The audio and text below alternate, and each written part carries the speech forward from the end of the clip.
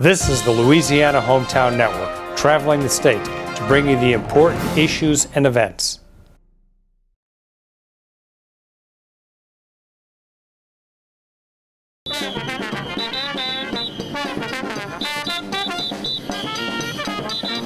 This newer airport, this investment, I think is going to be more welcoming for tourists, but we also can expand it more readily and easily to accommodate even more travel as we continue to grow. So we're here today to have the grand opening, but this is an exciting day. It's not every day that you get $1 billion investment where you actually get to go out and cut a ribbon and do the grand opening.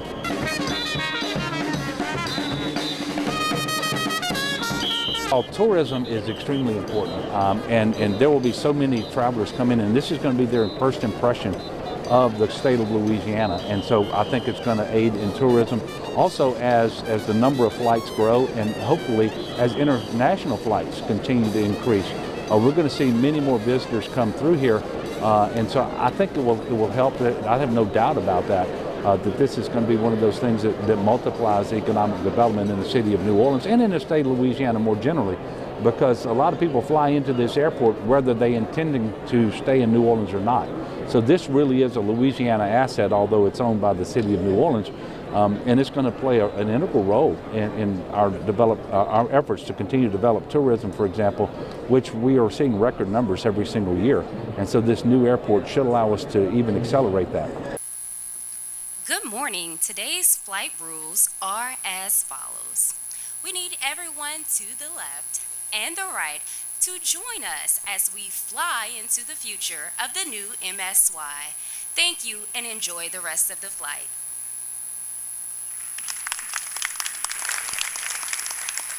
Thank you all. What a beautiful day, a great day to be here to celebrate the grand opening of this airport. I've always wanted to know what $1 billion look like.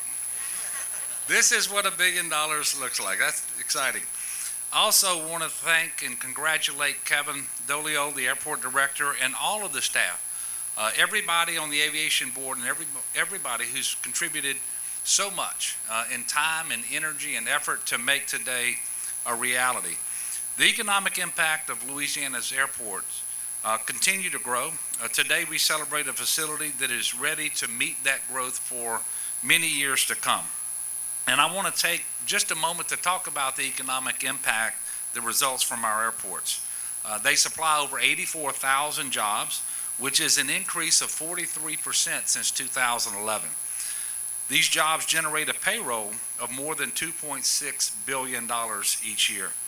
Louisiana's airports generate over $9.3 billion in total economic input just in 2018.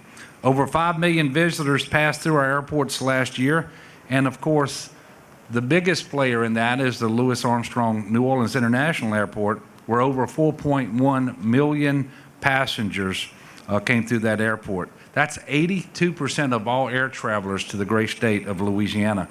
And I'm excited to tell you that we now have the fastest growing airport in the United States.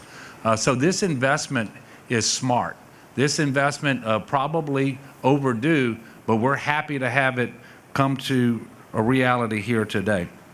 Travelers arriving through New Orleans contributed over $2.8 billion to local and state economy, and that happens every single year. And obviously, for most travelers to Louisiana who come by air, the New Orleans airport will be the very first impression they get of the great state of Louisiana. And with this new facility, we believe they're going to feel right at home, they're going to feel welcome, and we're going to welcome them with open arms. The state-of-the-art facility here includes open concept architecture with an atrium that extends all 3 levels of the main area, inline baggage screening, a common use ticketing system for airlines, and a consolidated TSA checkpoint to improve airport functionality, customer service, and passenger efficiency. Spacious concourses maximizing natural light with high ceilings and large windows. Many exciting new restaurants with local flavors such as Emerald's Table and Folt's Market, along with top national brands such as Shake Shack and Starbucks. Concourse amenities including 3 mother's rooms, 11 water bottle filling stations, and a pet relief area post security and electrical outlets in 50% of the gate seats. Direct access to the airport's customs facility for international passengers, inviting entertainment atmosphere at the Jazz Garden performance area from which live music and entertainment can be heard throughout the entire atrium, and separate arrival and departure road systems. And speaking of arrival and departure road systems, about 3 weeks ago, we were able to break ground on the flyover from I-20 that will provide ingress and egress to this new terminal. So I'm proud to see this facility open, and I'm happy for the world to see how Louisiana is moving forward. We have many big-ticket infrastructure projects ongoing throughout the state, and to cut the ribbon and see the progress we're making is exciting, not just for our citizens, but also, obviously, for our visitors. And when I look around this morning and see how many people came out to take part in this celebration, I know that you know how big of a deal this really is for the state of Louisiana and for everyone here in Kenner and New Orleans and so forth. In the spirit of this airport's namesake, what a wonderful Louisiana we are building for today, tomorrow, and for many years to come. God bless each and every one of you, and thank you. Thank you so much, Governor Edwards. Let's give him another round of applause. Governor, before you leave, we'd like to make a little special presentation to you.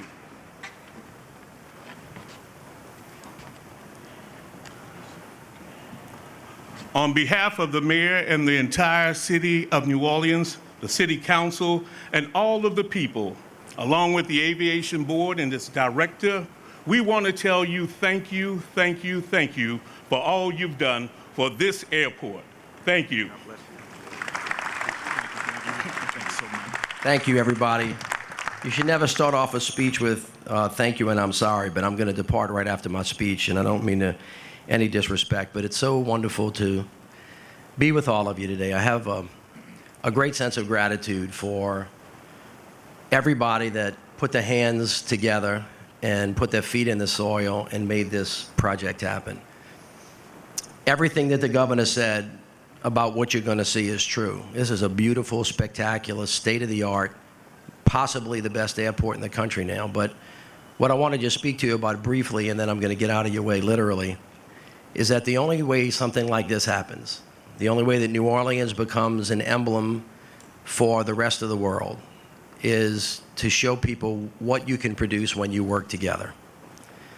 This thing was generated by the city of New Orleans, but as you know, we're in Jefferson Parish and we're in Kenner, and it can't happen without the partnership of all of the people that worked on this. So the city of New Orleans, the President of the United States, 2 of them, the mayor of New Orleans and 2 governors, the mayor of New Orleans and the Congress, thank you, Cedric, and Steve and Garrett, the mayor of New Orleans and the legislature, John and the entire group of legislators that are here, the mayor of New Orleans and council from Kenner, and the mayor, 2 mayors, 2 separate councils, Mayor Yenny and President Yenny, 2 Jefferson Parish councils, and 2 or 3 different iterations of the aviation board, as well as all of the parish presidents from the region and 2 executive directors of the airport, Iftikhar Ahmed and Kevin, and all of you that worked, and Mr. Charlie Pruitt, who's standing over there. Charlie, raise your hand. The guy that managed all the employees that put their hand together.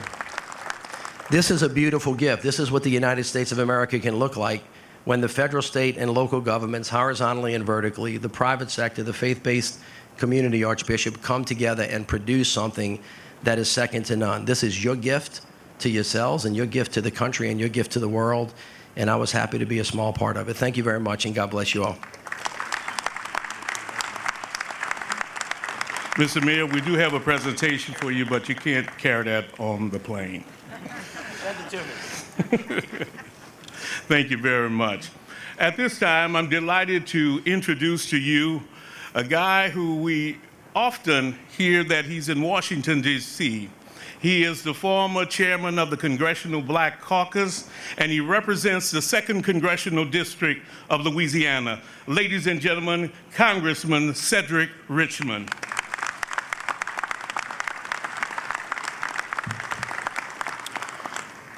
Thank you, Julius, and let me just say welcome to the 2nd Congressional District. For a person who lives in the airport, literally, Once a week I'm flying out, once a week I'm flying home. This is a true blessing. And the governor mentioned that the airport is the first thing that people see. But more importantly, it's the last experience they have of New Orleans before they go back home. So no matter how great the weekend was, their experience at the airport is what they will remember if it goes wrong. And now their memory will be of a world-class airport for a world-class travel destination, really for world-class people in a world-class city. So I am so happy. But I want to talk about, and Mitch talked about it in a very real sense of how it was a collaboration. The federal partners that we have an amazing FAA. I was able to serve under an amazing president, the 44th president of the United States, Barack Obama, who took a personal interest and made sure that the Fed stepped up to be a real partner. But I also want to thank the actual team that built the airport, and if we have representatives from that joint venture, I would love for them to stand up. Thank you. And it was a joint venture that reflected the diversity of the city, with an African-American equity partner, with local companies. It was a real feat. The other person I want to thank is Cheryl Teemer, who's the Vice President of Governmental Relations for New Orleans and Company, who was the chair of the Aviation Board through most of this process before Judge Bagnaris. And she put a lot of work in and called and bugged us completely to make sure that the Fed stepped up to the plate, along with the rest of her board members. So I want to thank them. And then in closing, let me just say the leadership of the two mayors and the leadership of a governor that gave, and Governor, I hope you enjoy your picture because that's a symbol that we will be coming back for more. This airport will continue to grow as the city and travelers continue to grow. So I just want to again thank everybody for being here. Cross your fingers. I'm on the second flight out in the morning. I hope to be on time, but I look forward to enjoying this airport, eating Dookie Chase and the rest of our local restaurants that are in here, and really being able to brag to the world that not only do we know how to enjoy ourselves, but we know how to build great things. So thank you for participating today. I really wanted to congratulate the mayor. She is not here yet, but I can't say enough about her leadership in this city council and what we were able to achieve along with our other parish partners. So thank you all for coming, and I look forward to the second line. I don't see my mayor right now, Mayor Landrieu, but I'm gonna say this is the best thing you've left me with is this airport. And I am so grateful and I am so thankful because it all does start with a great vision. And our mayor had that. But at the same time, we all understand that a vision is one piece. It's the team and leadership who works together to make that vision a reality. And each and every one of you here have played a tremendous role in where we are today with the newest terminal in the United States of America. We should all be given a round of applause for that. Absolutely, absolutely. This is, this is not just about the city of New Orleans. It's about our region. It is about the state of Louisiana. And I'm just so proud to have shepherded this project over the past year and a half, working through whatever it took to get it done. And we are here and we got here together. And I told Dolio when I came on the scene, I said, look, man, no need to rush now, but we need to get it done and we need to get it done right. And I believe you delivered on that. So thank you so much for your leadership. Yes. And this terminal is just beautiful. I know you agree with me on that, from the architecture, the openness, all of the glass. I told Dolio, man, we got to keep it clean.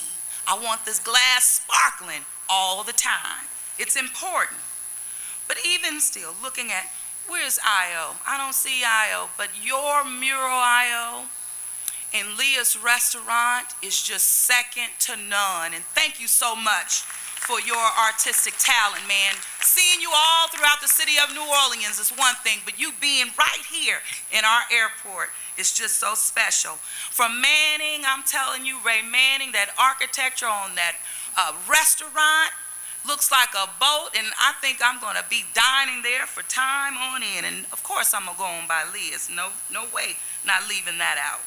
From Flirty Girl, Munch Factory, all of our local cuisines being right here in our airport. I think this is the first time you will really see the city of New Orleans throughout this great terminal, and we should all, again, be proud of that.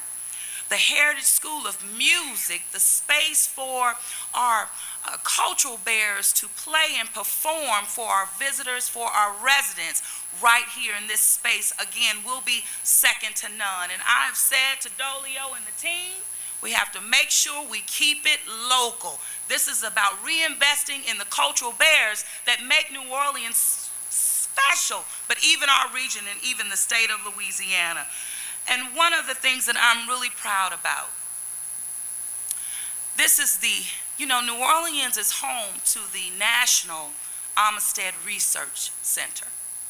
Many people don't even know that. But guess what? Amistad has a home right here in our terminal. That's a big deal because we want to make sure that the culture and the richness is felt when you arrive and when you leave. And even when you're coming on home, being reminded of that. So as we move forward, understand that we are going to remain laser focused on stronger transit connectivity. I know our council members are happy about that. Looking at rail as well as bus routes in terms of improvement there. I'm wanting people to take your time, when you're coming to the new terminal. We know that the flyover is on its way, but I tell you, that new path leading to the airport is beautiful at best, so I'm happy about that. But in closing, we have a world-class airport, and we have a world-class city. But even more importantly, it is what she deserves, and it's also what the residents of the city of New Orleans deserves as well. So thank you all to all of our partners, local, state, federal, everyone who leaned in to make this possible, and it will absolutely be an economic and a cultural driver for generations to come. And we're going to maintain our infrastructure and our assets in the city of New Orleans, even in Kenner. All right now. Thank you so much. The new terminal will drastically improve the first thing visitors see when they arrive in this region. The new MSY is a 972,000 square foot facility with 3 concourses and 35 gates, 2 new parking garages, and a surface lot in close proximity to the terminal. And we will maintain and keep in operation to serve this side our previous long-term garage on the other side of the airfield. And in fact, with all of that capacity or concrete, we're growing from 5,600 spaces total in parking capacity to over 8,000. So what's become common, the common issue here with full parking on heavy weekends will go away. That issue goes away.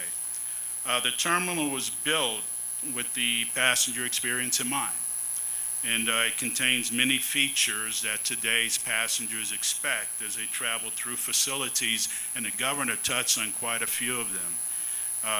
Electrical outlets available in 50% of the seating throughout the facility, fast, free Wi-Fi, and I should repeat that, fast, free Wi-Fi.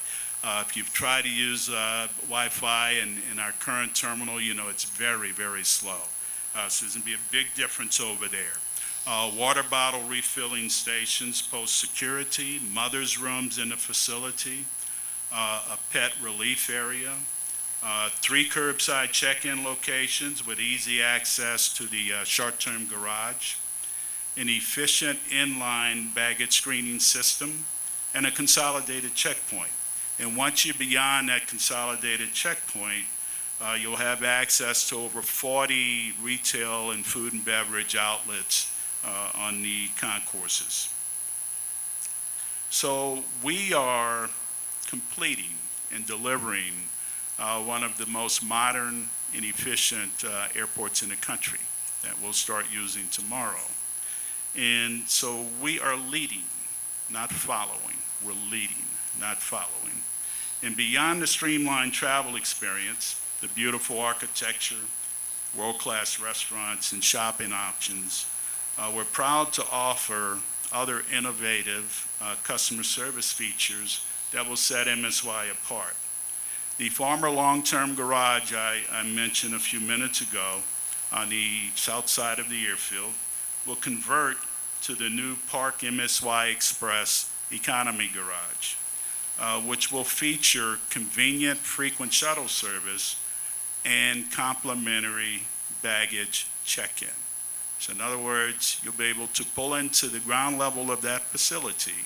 You'll have an in-garage curbside check-in operation. You can check bags, retrieve your boarding pass at that spot. So you're rid of bags, you park, and you're not lugging bags up and down the stairs of a shuttle bus. So you're on the bus. When you get to the other side, I was about to say deplane. You get off the bus and go directly to the security checkpoint. You've already checked in, so you don't spend that time on this side. And I understand we're just the 4th airport country to offer a service like that. So again, we're leading, not following. Our new long-term and short-term parking garages are both equipped with what's called a Park Assist program. It's a series of lights throughout the facility that light up green if spaces are available in the 4-space pod it monitors, or red if they're all full. So as you pull up onto different levels of either of the 2 new garages, you can scan the entire floor, and instead of going back and forth through lanes, you can spot exactly right away where the available locations are. So you can drive directly in. Uber and Lyft. If you're a user of Uber and Lyft, they both will launch new innovative systems allowing travelers to use a code to take the next available car in line. Rather than looking for that red Camry amongst 6 other red Camrys, you'll proceed with your PIN number to more or less a cab stand of Ubers or Lyfts in their designated areas. Give that PIN number to the first driver in line, get in that vehicle, and take off. So that's going to be a great convenience for users of Uber and Lyft. And Uber and Lyft, in their staging area, there will be so many positions curbside, and all of the other Uber and Lyft vehicles will be on a holding lot. And they'll only be dispatched over as space becomes available at their designated location on the curb. So besides the convenience to their customers, would also take a lot of vehicles and a lot of congestion off our roadway system. That's a problem airports across the country have. So that's going to go away. I understand, again, we're one of 6 airports in the country with this service. So again, we're leading, not following. Say Louis Armstrong on 3. 1, 2, 3. Louis Armstrong. All right. Hold up that ribbon, huh? It's just breathtaking. It actually is smaller than the other building, but it feels exponentially bigger. It's a lot more convenient. It's got modern amenities. The bathrooms, more bathrooms for the ladies than for the men, which is really great. But it's going to function really, really well. It's beautiful and it works well, and I'm just pleased as punch. Anytime you can cut a ribbon on something like this, and of course, doesn't happen every day. This is $1 billion we're looking at here. It's exciting, and it shows that our state is moving forward, the city is moving forward, and so I'm excited about what this means for the state of Louisiana going forward, and we're going to continue to make sure that we are investing in transportation infrastructure, roads, bridges, ports, and airports.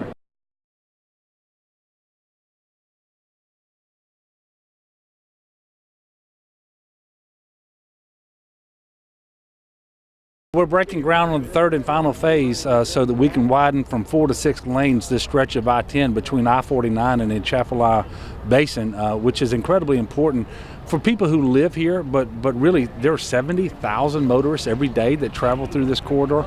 It's a major freight corridor, but this is almost a $90 million project that we're able to do through the normal Highway Priority Program. So this is exciting that we get started. The only thing better than a groundbreaking is a ribbon cutting, but you can't get to the ribbon cutting if you don't do the groundbreaking first. So to come out here today and to be with all the officials here from St. Martin Parish, it's just a good day for Louisiana. It's another indication that we're moving forward on our transportation infrastructure and delivering the projects that are most important for the people of Louisiana. We've got about 70,000 cars a day traveling through this corridor. It is in fact a freight corridor, which means we're carrying a lot of trucks and a lot of cars, and it was only 2 lanes in each direction. And so in order to maintain 2 lanes of traffic on the interstate, we actually had to build a 3rd lane, and so we designed and built a 3rd lane that would be a permanent addition to this system and not just a temporary order. And the total cost of this phase of the project is $87.7 million awarded to Gilchrist Construction, a Louisiana company, and the total amount that we're investing in Acadiana with just this one project alone exceeds $180 million. To be here today, good morning. My name is Sean Wilson. I'm the Secretary for the Department of Transportation and Development. And we're here today to celebrate the start of construction on the 3rd phase of what we know to be the I-10 CORE. CORE stands for Corridor Rehabilitation and Expansion Project here in Lafayette and St. Martin Parish, where we're actually joining 2 existing construction projects together with one that's in the center. The governor will mention to you a little bit about this project, but just to tell you what we're talking about, this 3rd phase of I-10 widening will widen the interstate from 4 to 6 lanes for approximately 4.5 miles between LA 328 and LA 347. And it's exciting to do that because we're really building a much larger community, and we have Mayor Collette here as well as Mayor Kale, and Chester Cedars couldn't be here as the parish president, but we have a representative from their parish as well. I just shared with the press that this stretch that we're working on, these 15 miles total, represented when it started about 2% of what's considered poor or very poor interstate, and when it's completed, that poor or very poor interstate will be less than 1%, and that's only on the I-10 footprint. This $87 million project is awarded to a Louisiana-based company, Gilchrist Construction, who's here with us today, and they're going to be removing 2 existing I-10 bridges across Melvin Dupuy Road and replacing them at ground level. And once completed, a 2-lane bridge serving Melvin Dupuy Road will then be constructed over the interstate as part of the total project. And more importantly, and the governor and I were just talking about the importance of safety in this corridor, we will have a 54-inch median barrier installed in portions of this project corridor, as well as raised markers and rumble strips. And so with that, I'd like to introduce you to someone who has been a huge supporter of infrastructure in my tenure as secretary, but also when he served in the House of Representatives, and that's our Governor, John Bell Edwards. Let's give him a big round of applause. Good morning, everybody, and I want to thank you for coming out this morning. And I also want to thank Mother Nature, because this is the first break from that's the longest, hottest summer that I can remember in my 53 years on this earth. And it's great to be here. The weather's cooler. We got a little breeze. It's nice, huh, Freddie? And I want to just summarize how big this particular announcement is. I think this is the very first highway construction project that the First Lady has attended a groundbreaking on. And it's always a great day when we can gather together to celebrate the start of another construction project around transportation infrastructure. We all know that we're much more resource constrained than we want to be. And the only thing better than a groundbreaking is a ribbon cutting. And we're doing those too, and I can't wait to come back here and cut the ribbon on this particular stretch of I-10.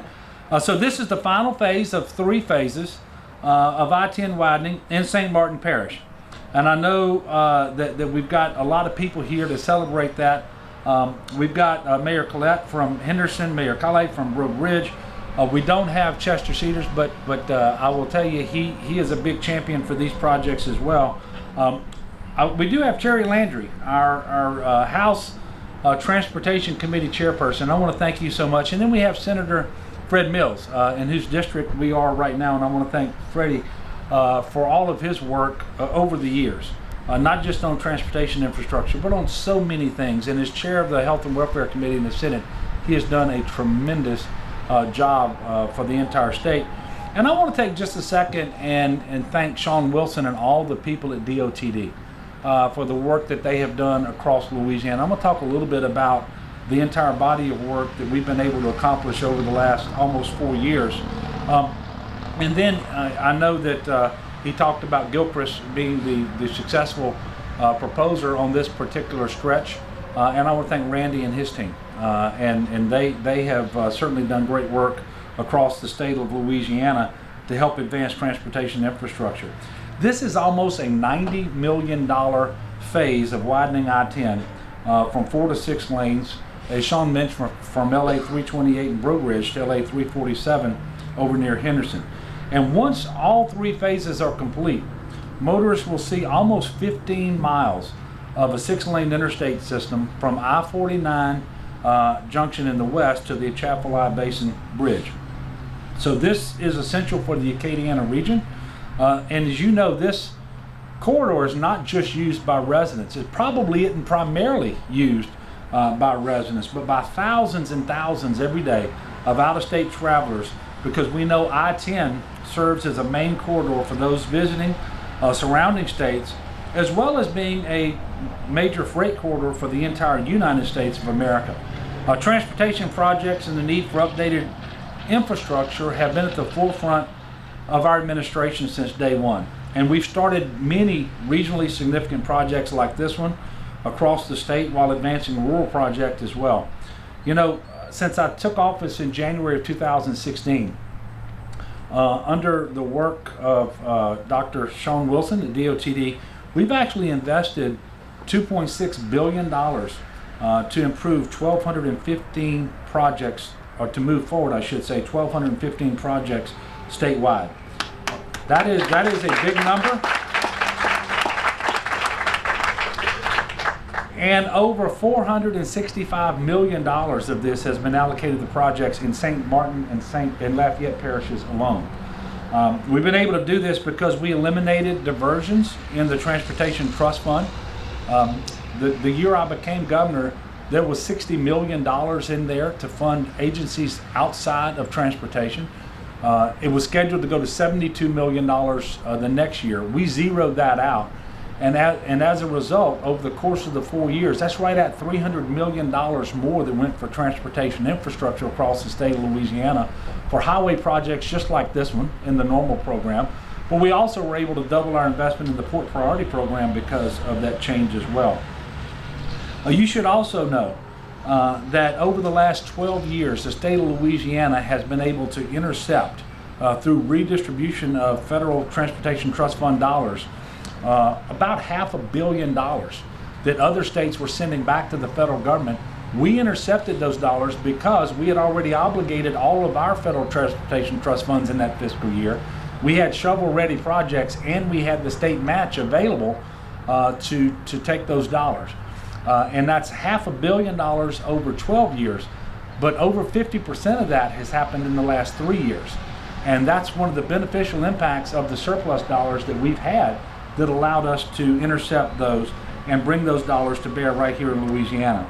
As you all know, this widening of this interstate right behind us, behind me, in front of you all, this has been discussed for many years, but we worked really, really hard to actually deliver this particular project.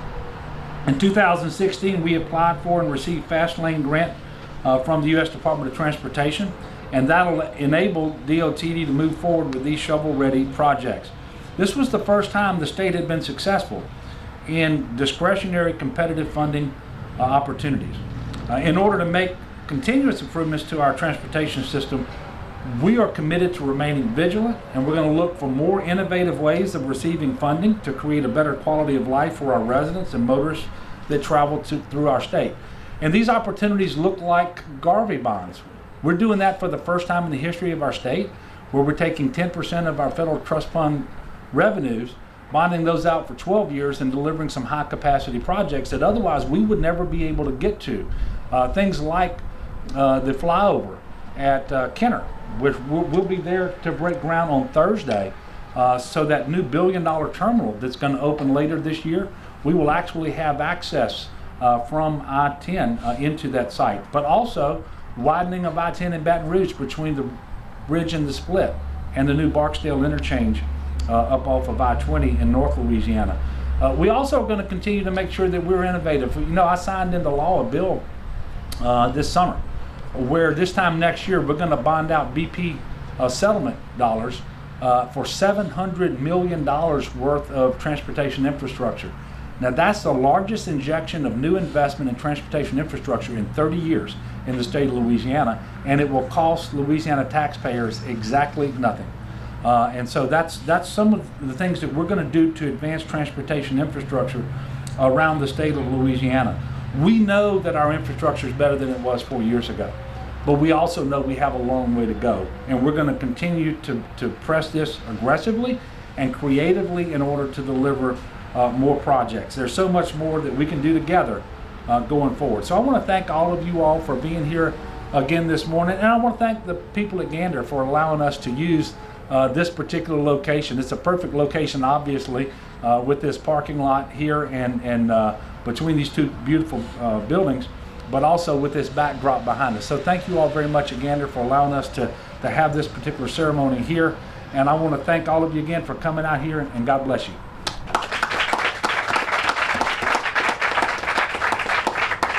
Thank you, Governor. I appreciate you mentioning the impact to Acadiana, because this region will have commuters and industrial travel on this corridor for time to come. Currently, I-10 in this stretch sees about 70,000 cars a day, many of which you're looking at now.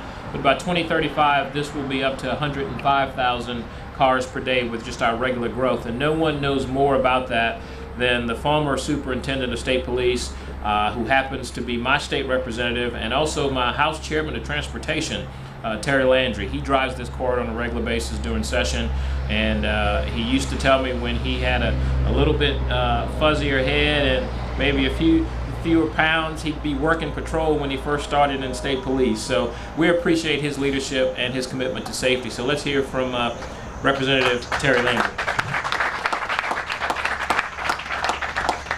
Thank you, Dr. Wilson, and thank you. And Governor, again, welcome to Acadiana. It's always a pleasure to see you here and understanding the importance of this region and how much it's important to not only this region but to our state. This third phase of I-10 widening is very important to not only the economy in this state, but in this region, but it's also important to the commute. As Dr. Wilson said, I commuted for about 15 years when I was working for state police from this area to Baton Rouge.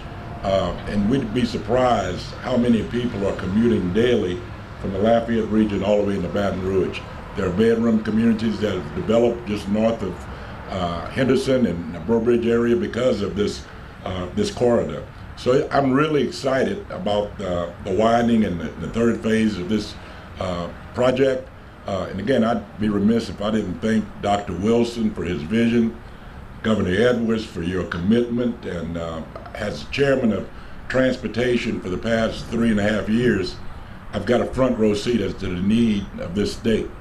And Governor, for your vision and your partnerships with the industry and public-private partnerships and other ways of financing our infrastructure, you ought to be commended, and thank you for your leadership on this initiative. Thank you very much. He was so familiar with this, he reminded me when we first started this project that there was a little curve right at the truck stop area that he worked many accidents that we have now fixed or will be fixing with this. I've also been fortunate to have as a chairman on the Senate side another Acadiana representative or senator, Senator Paige Cortez, who's been an excellent partner with the Department on Infrastructure throughout his term as chairman as well on the Senate side. He was unable to be here today. And he invited another friend of ours, an Acadiana rep who keeps us laughing, Senator T. Fred Mills. So, Senator Mills, would you like to come up and say a few words? Thank you, Dr. Wilson. And I want to thank the governor and his staff and all the DOTD and Bill and all the crew and Dr. Wilson. You said, Governor, when you first took office, you said this was a project you were going to really go after some federal dollars to make happen.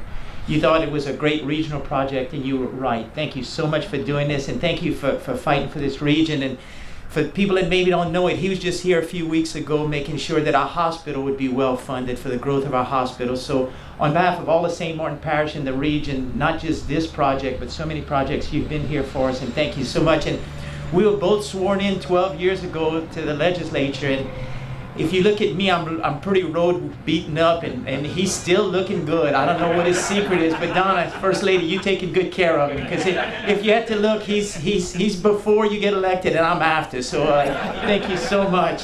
And one thing I guess I would like to say is that these projects have such an impact. And look at Gander Mountain that's here, and the representatives, and Mayor Kale and Mayor Colette, y'all have been really instrumental in making sure that these exchanges here have economic development.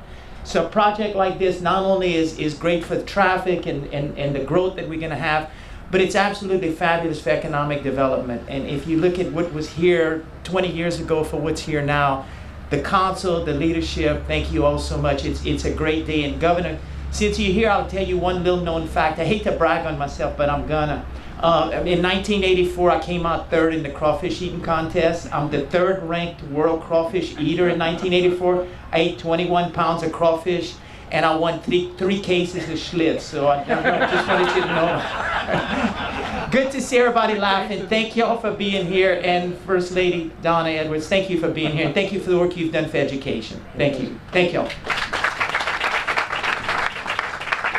You see why it's such a pleasure to work with this guy. He keeps you smiling and keep you laughing. We also have another good relationship with the parish president, and we've had a chance to work with him for quite a while since he's been parish president, but he was unable to be with us today. And you need to know that we partnered with him. We had lots of discussion around how do we improve interchanges, how do we improve drainage, how do we just make things better and partner together. And so the parish president, Cedars, couldn't be here today, but he sent his director of administration from St. Martin Parish, Mr. Calder Abear. Thank y'all for being here. I think I got set up. 4 great speakers and then following Fred. There's nothing else I can say. All I can say is thank y'all, gentlemen, for all y'all efforts. Y'all making this project great for people to fly through, but on behalf of both mayors right here, Colette and Kale, how about y'all pull over and visit us and give us some shopping? But thank y'all again, and we look forward to working with y'all in the future. Thank you very much. Thank you. All right, and so we've thanked enough people. I think it's time to turn some dirt. But there's a couple more names that I would be remiss if I didn't call them out, and those are the folks at DOTD that work to make this happen. As secretary, I drive an agenda and set a vision and implement kind of an executive level of leadership, but there's a group of people that I work with on a daily basis that make things like this happen. And so I'll just ask that they stand up and be recognized. Chris Knotts, our chief engineer.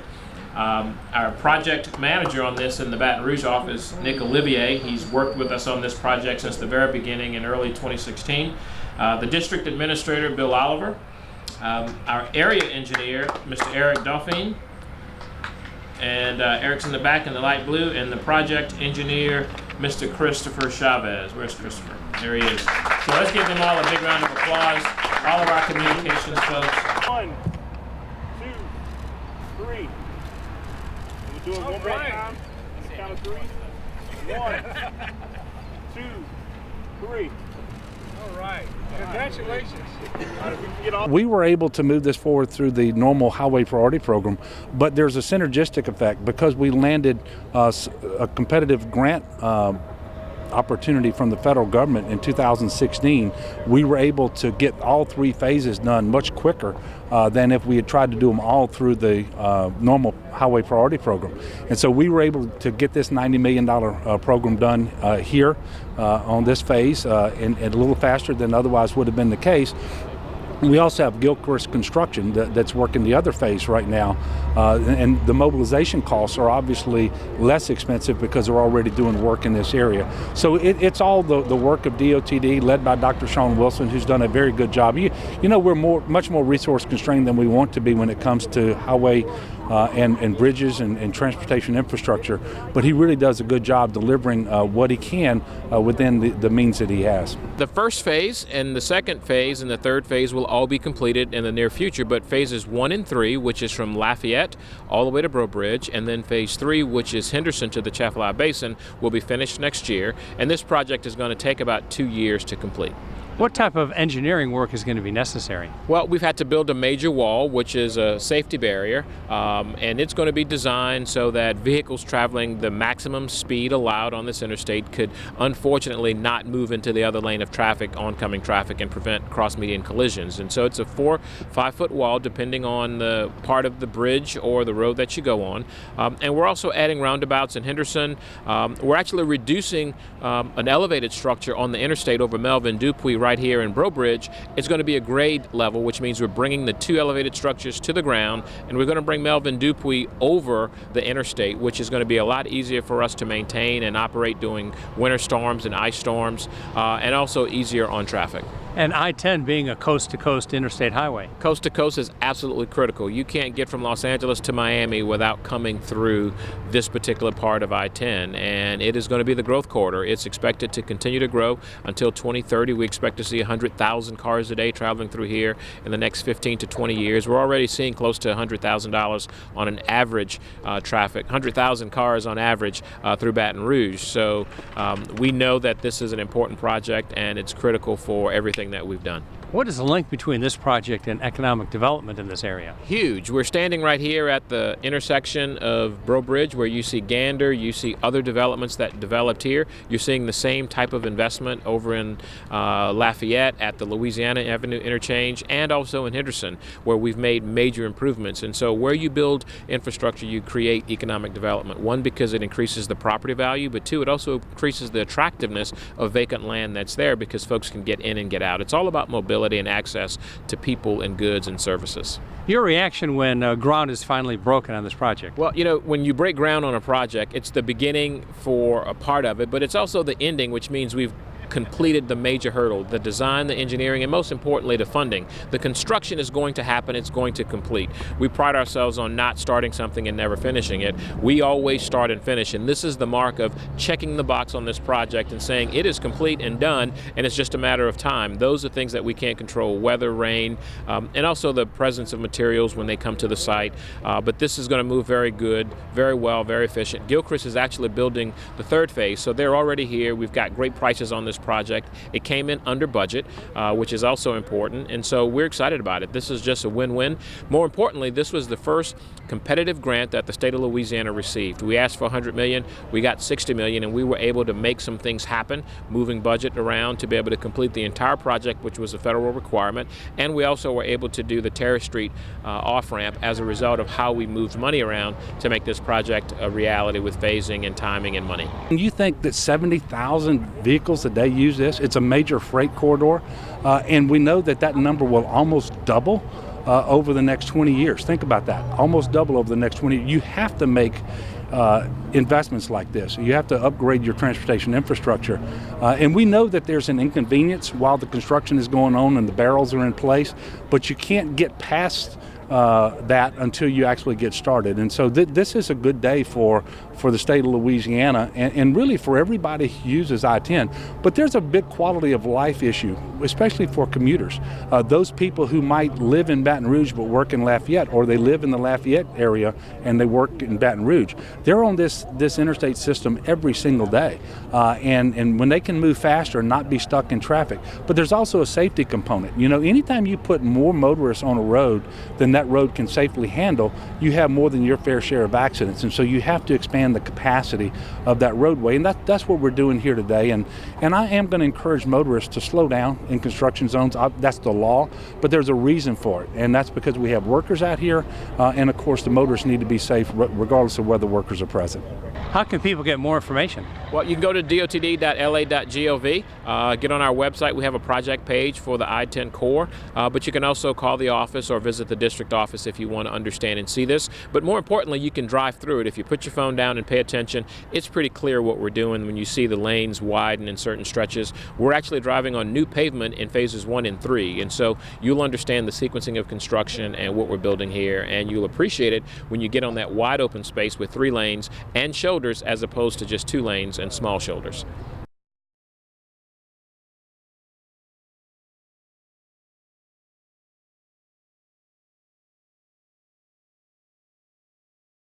The Louisiana Public Service Commission travels several times a year throughout the state of Louisiana to be able to meet with people all over our state to discuss the business of utility regulation in different parts of the state. This particular meeting is held in Lake Charles, Louisiana, rather than our typical Baton Rouge site.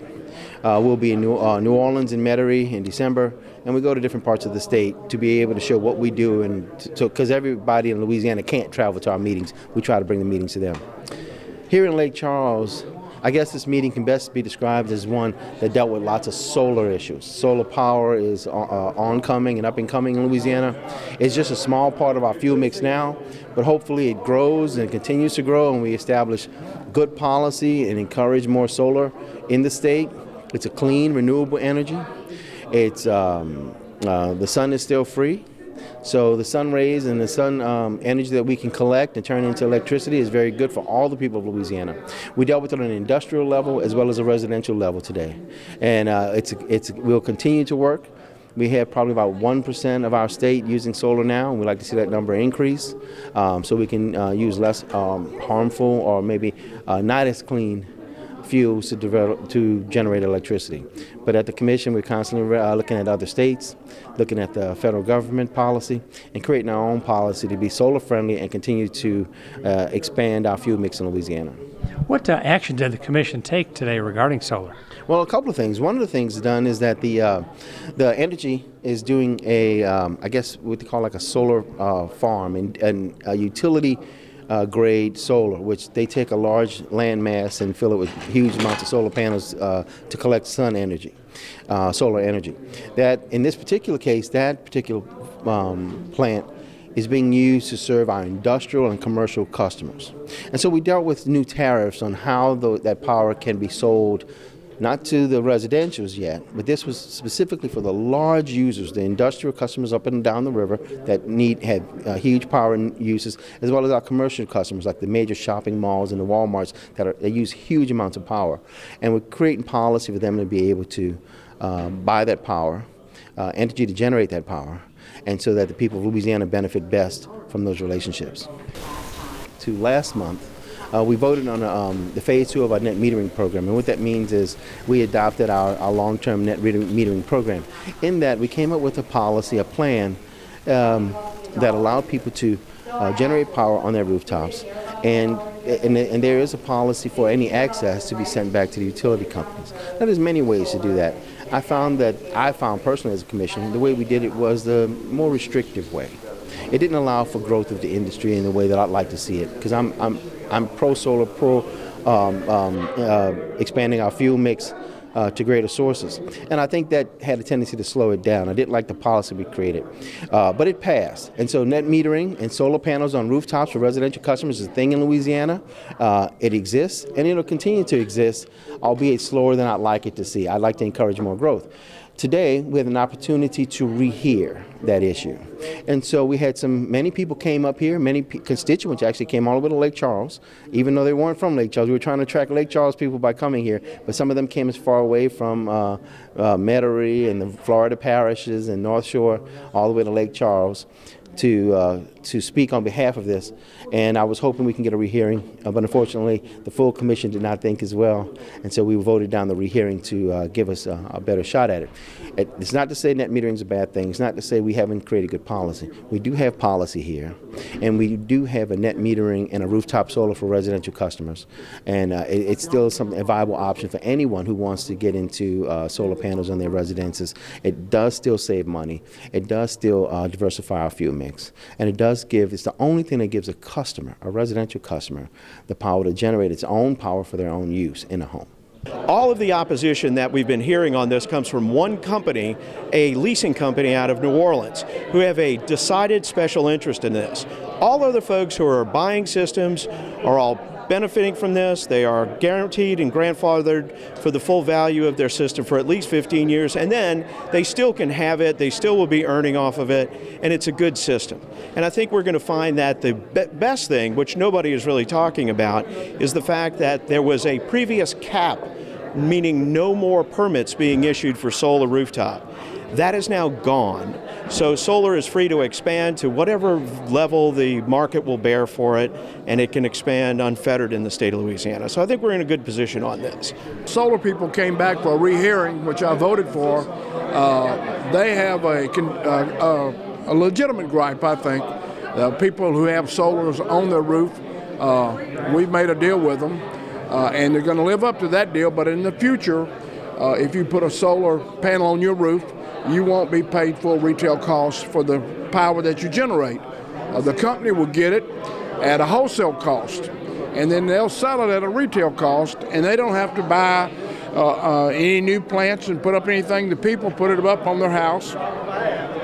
They'll reap the benefits of getting some excess power without building plants, and they're going to buy it at wholesale, and they're going to sell it at retail.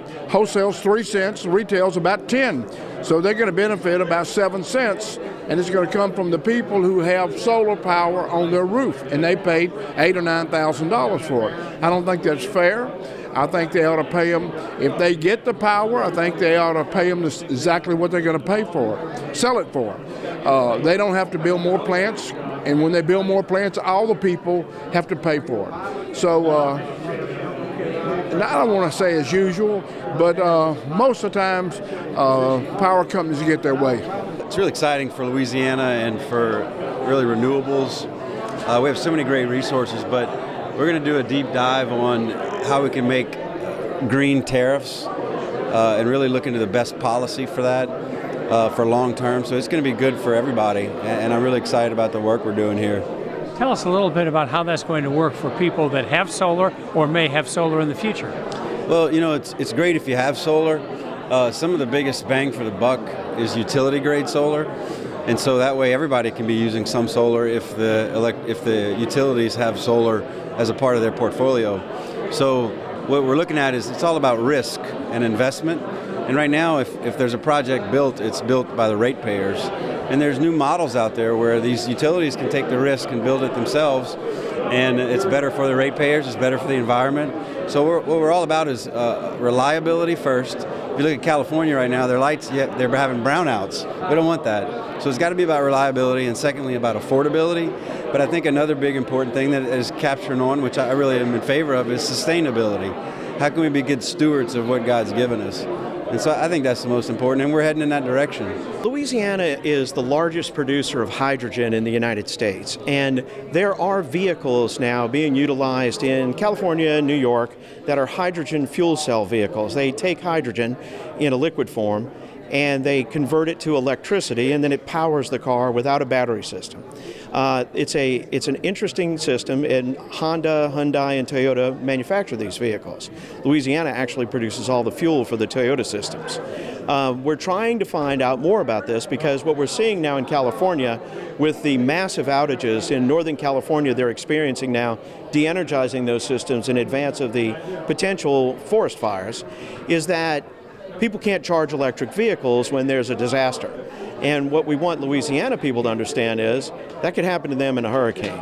So what we do want to find is for people who are interested in having alternative fuel vehicles, let's find the ones that work for Louisiana. So we're going to be hosting a technical conference over the next few months. We're going to find a date and a location. But what we're going to do is we're going to bring in scientists, we're going to bring in technical people, we're going to try to bring in the automakers and have a discussion about this on how Louisiana can benefit. Plus, we're going to talk to regular fuel retailers like regular gas station companies on their inclusion of pumps for hydrogen fuel, so where if people want to take advantage of this, they can take advantage of this, and they'll be paying for that value. You know, we heard some comments today about someone driving an electric car to this meeting and said it's free because they could plug in here at the hotel. Well, that car runs on coal, natural gas, and nuclear, and it wasn't free because everyone at this meeting and hotel system was paying for that electricity. At least with hydrogen, people are honest about it. They buy their fuel, they take care of it, and it's the burden they bear for the choices they make. And I think that's a fair comment.